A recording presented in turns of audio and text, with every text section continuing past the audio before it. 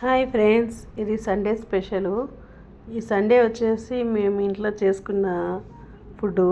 Hi friends, ఏడైతే దమ్ బిర్యానీ తింటాను నేను. ఆ chicken curry.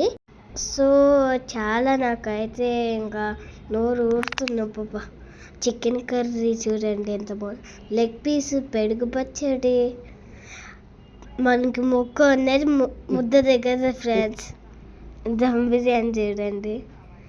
Wow wow wow wow wow నోరు ఊడిపోతుంది తిన్నప్పుడు.